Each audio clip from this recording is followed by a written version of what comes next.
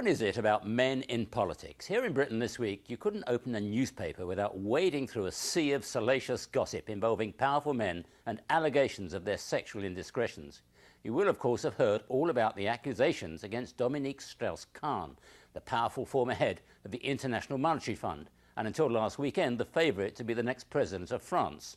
I should stress the word accusations, because as yet he's guilty of nothing, although I think his political ambitions have taken a bit of a hammering. After all, how many campaigns for high office have been launched from New York's Rikers Island?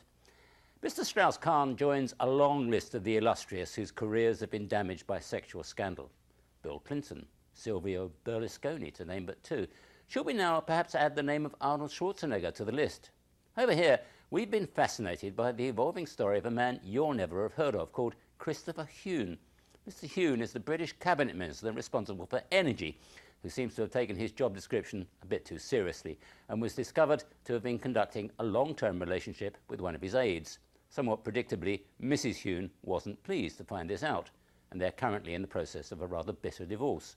All juicy stuff for the tabloids, but nothing politically fatal until now, because Mr. Huhne now faces accusations that 8 years ago he forced his wife to take responsibility for a speeding offence when his car was caught by one of those police cameras, so that he could avoid being banned from driving.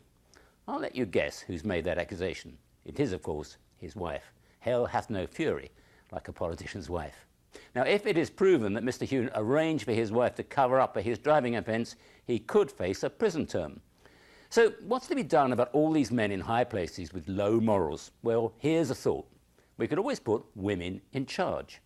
I was trying to imagine the idea of a woman like Lady Thatcher when she was Prime Minister, allowing herself to be distracted by the shapely legs of one of her male assistants, let alone receiving an indecent proposal from him.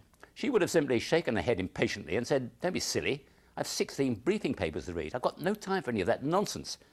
Perhaps these dynamic men have to learn that when they're in office, they should put the job first and shift their more basic instincts lower down the agenda. This is Peter Allen for CBS News in London.